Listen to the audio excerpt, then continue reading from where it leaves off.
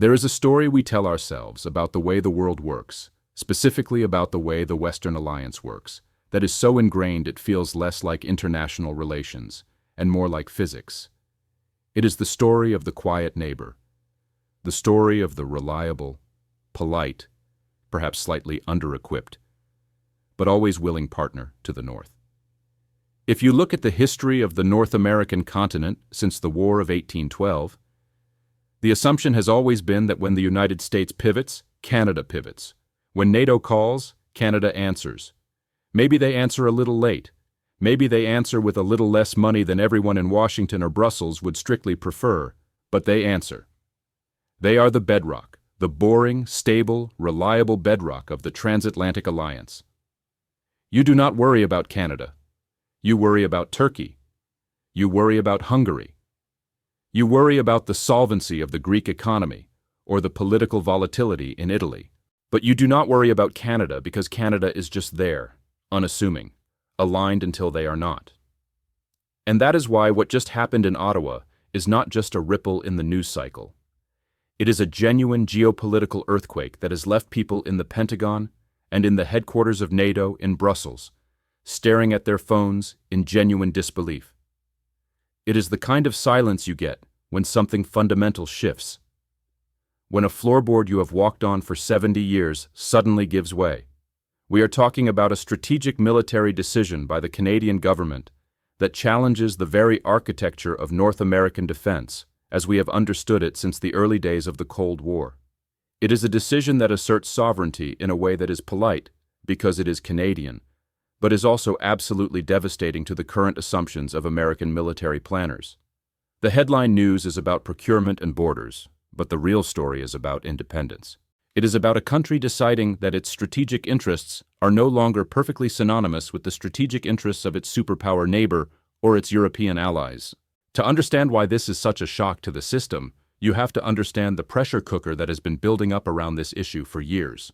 For more than a decade, American presidents from both parties have been publicly and privately haranguing Canada to spend more on its military. You have heard the talking points, the 2% of GDP target, the idea that Canada is free riding on the American security umbrella, that they are letting the United States pick up the check for the defense of the continent. And usually, the Canadian response to this pressure is a sort of diplomatic, apologetic shuffle. They promise to do better. They pledge future money. They buy a few jets. They try to smooth things over without actually changing the fundamental math of their economy. But this time, the response was not an apology. It was a pivot. A hard pivot. The decision that came down this week involves the Arctic. Now, the Arctic is not just a place with polar bears and melting ice. In military terms, the Arctic is the new Mediterranean. It is the next great contested theater of naval and air power. Russia is there. China calls itself a near-Arctic state. And the United States has been desperate to get Canada to integrate its northern defense completely into the American and NATO command structure. The expectation was that Canada would essentially deputize the U.S. Navy and NATO forces to help patrol the Northwest Passage, acknowledging that the threat is too big for Canada to handle alone. That was the script. That was what everyone expected to happen. Instead, the Canadian government has announced a massive independent strategic investment that explicitly keeps the command and control of the Canadian Arctic solely in Canadian hands. And significantly, they are sourcing the technology and the infrastructure in a way that prioritizes domestic sovereignty over NATO interoperability. They are essentially saying to the United States and to NATO that the Canadian North is not a NATO flank. It is Canada, and they are going to defend it on their own terms, even if that means breaking with the standardization and integration that the U.S. military demands. This is the equivalent of the quiet neighbor, not just building a fence, but hiring their own private security detail and telling you that your police force has no jurisdiction on their lawn. This matters because it breaks the unwritten rule of the alliance. The rule that says interoperability comes first. The rule that says when the rubber hits the road, we all use the same gas. By choosing a path that deliberately walls off a massive chunk of strategic geography from automatic Allied access, Canada is redefining what it means to be an ally. They are saying that alliance does not mean submission. And the timing of this could not be more critical. We are living in a moment where the Arctic is melting, opening up shipping lanes and resource extraction zones that are worth trillions of dollars. The Russians are building bases there. The Chinese are building icebreakers. And the American strategy relied entirely on the assumption that Canada would just be the parking lot for American assets. When the news broke, the official statements from Washington were tepid. They were diplomatic. They spoke about shared values and continued cooperation. But if you talk to people off the record, if you look at the frantic scheduling of meetings at the State Department and the Pentagon, the reaction is shock. They did not think Canada had it in them. They did not think the political will existed in Ottawa to spend this kind of money, let alone to spend it in a way that essentially stiff-arms the American military-industrial complex. It is an assertion of national interest that we simply have not seen from a Canadian government in generations, and it raises a very uncomfortable question for the United States. What if our allies stop waiting for us to lead? What if they look at the political chaos in Washington, the uncertainty of our own budget cycles, the oscillation of our foreign policy, and decide that they need an insurance policy against us? To really get why this is happening now, you have to look at the money. You have to follow the flow of defense dollars and see who has been winning and who has been losing in the old arrangement. For decades, Canadian defense procurement has been a graveyard of broken promises and canceled contracts. It is a running joke in military circles. They fly planes that are older than the pilots flying them. They sail ships that rust out before they are replaced.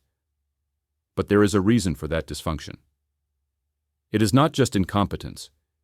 It is a tension between buying American off-the-shelf gear, which keeps the Pentagon happy, but sends jobs south of the border, and building a domestic industry that creates jobs in Canada, but costs more and takes longer. For 50 years, they have tried to split the difference and ended up with the worst of both worlds. But this new decision signals that they are done splitting the difference. They are choosing the domestic route, but on a scale that is unprecedented. They are prioritizing their own industrial base and their own sovereign control over the efficiency of the alliance. And that scares the living daylights out of the people whose job it is to sell American weapons and maintain American hegemony. Because if Canada can do this, if Canada of all places can decide to decouple its strategic planning from the Pentagon, then who is next?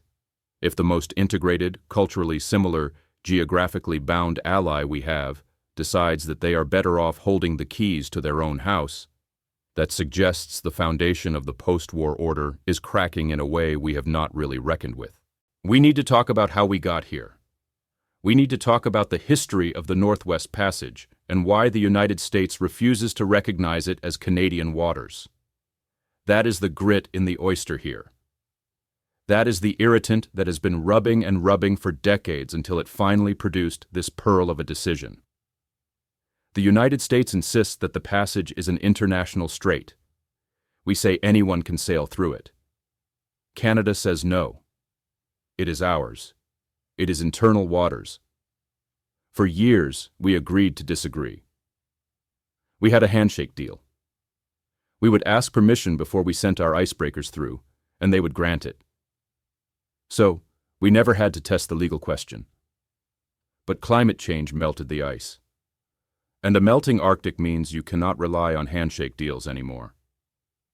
You need hard power, and Canada just decided to buy some. This is a story about what happens when a junior partner grows up and realizes the senior partner might not have their best interests at heart. It is a story about the changing map of the world quite literally as the ice recedes. It is a story about the economics of defense, about who gets the contracts and who gets the jobs. But mostly, it is a story about power. The power to say no. The power to draw a line on a map and back it up with steel and technology. We are going to dig into the specifics of what exactly they announced. The hardware, the strategy, and the dollar amounts matter because the details are where you see the deliberate nature of this choice. This was not an accident. This was not a bureaucratic mix-up. This was a message, and the message is that the North is closed for business as usual. And when I say closed, I do not mean they are putting up a metaphorical keep-out sign for tourists. I mean they are fundamentally rewiring the security architecture of the top of the world. To understand the gravity of this, you have to look at the specific proposal that was on the table, the one that everyone in Washington assumed was a done deal. For the last 18 months, there has been a quiet push by the Pentagon to modernize NORAD. You know, NORAD, the North American Aerospace Defense Command.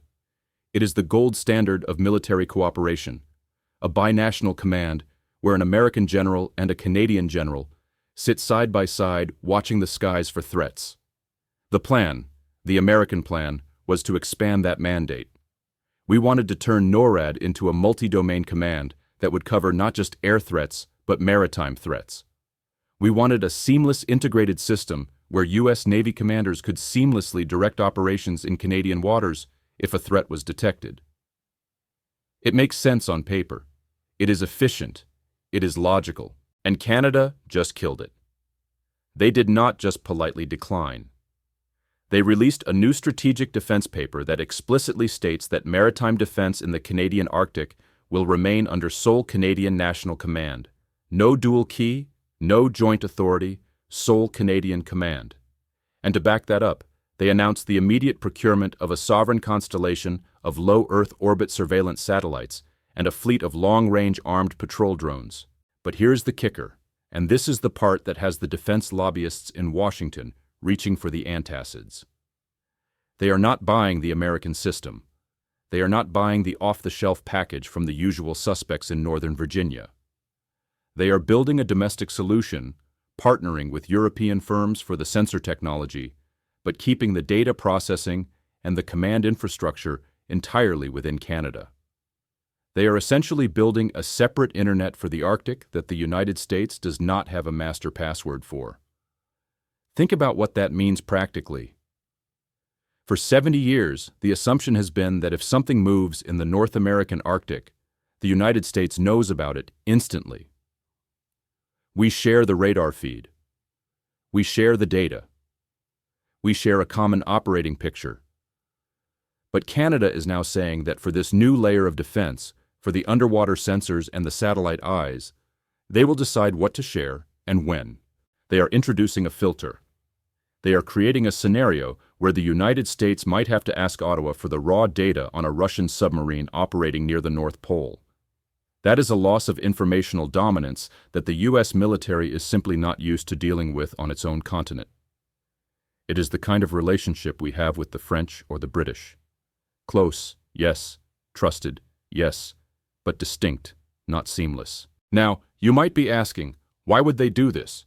Why spend billions more to reinvent the wheel when the United States is offering a ride in its car? To answer that, you have to go back to the 1950s. You have to go back to the distant early warning line, the DW line. This was a chain of radar stations built across the Canadian Arctic to detect Soviet bombers coming over the pole. It was a massive engineering feat, but it was also a massive infringement on Canadian sovereignty. The United States paid for it.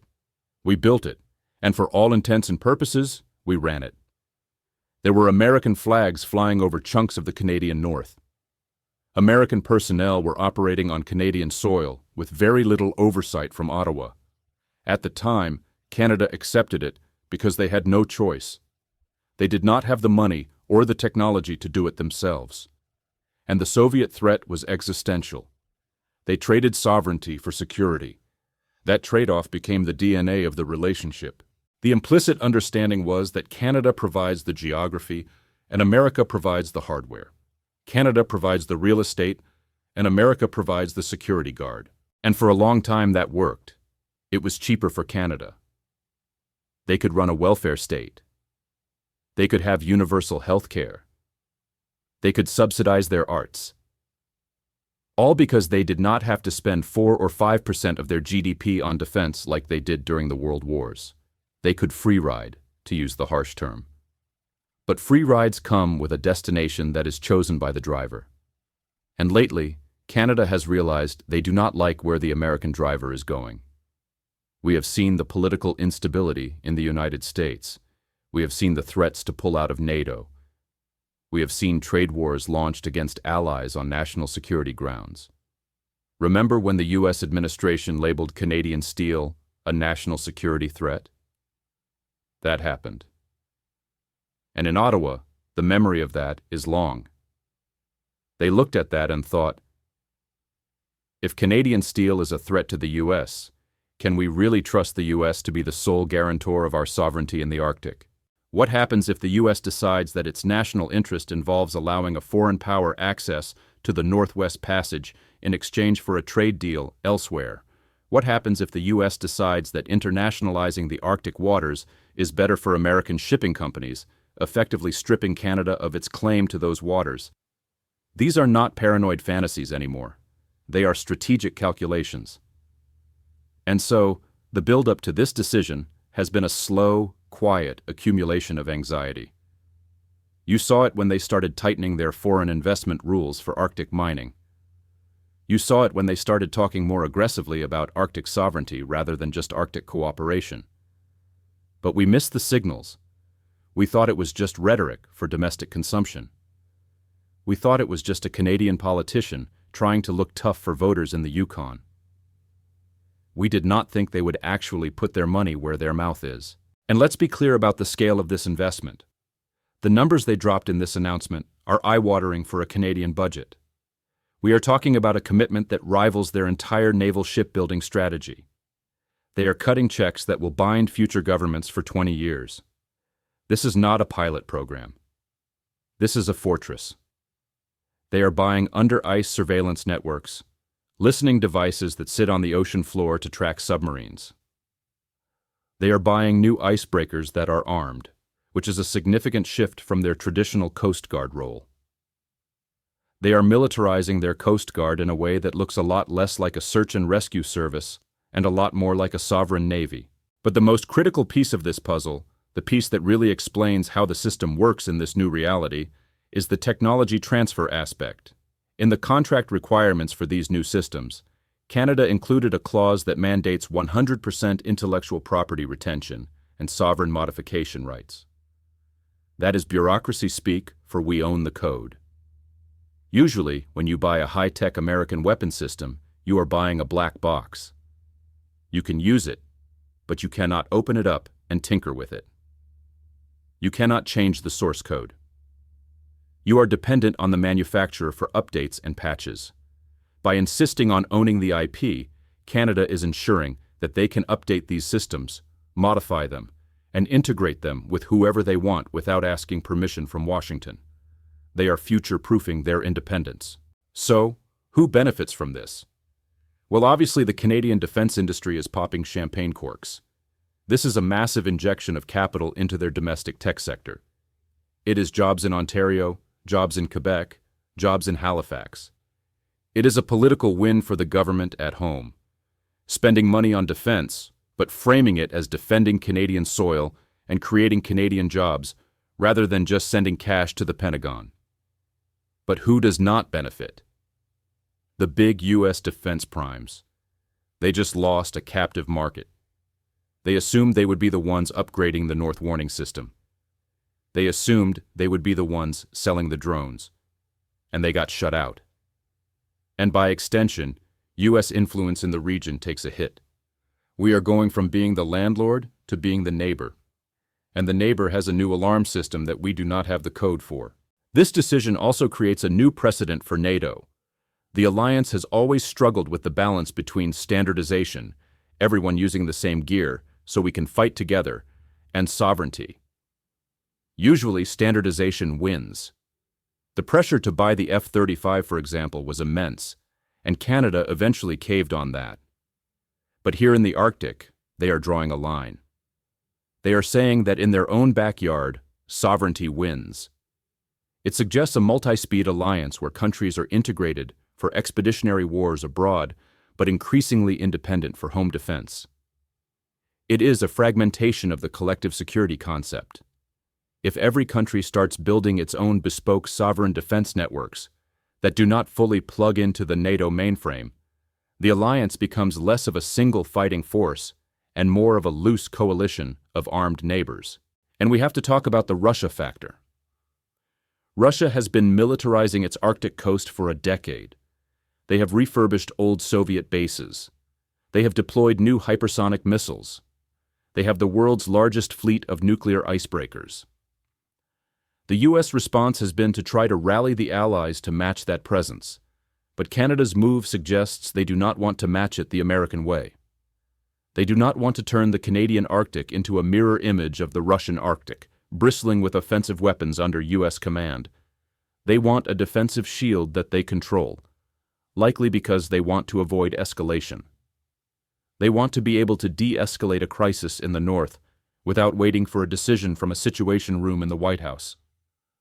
They want the phone to ring in Ottawa first. This leads us to the mechanics of the decision itself. How did this get through the Canadian bureaucracy? Usually, the Treasury Board in Canada, the people who hold the purse strings, are allergic to risky domestic development projects. They prefer the safe known costs of buying American. But something changed in the calculus. The risk of dependency became higher than the risk of development. That is the pivot point. When a risk-averse bureaucracy decides that relying on your oldest ally is too risky, the tectonic plates have shifted. They looked at the next 20 years. They looked at the resource wars that are coming. They looked at the unpredictability of American foreign policy, and they decided to hedge. This is a hedge, a multi-billion-dollar hedge against the decline of American reliability. And that is a bitter pill for us to swallow. And this is where the story moves from being a procurement headache to being a genuine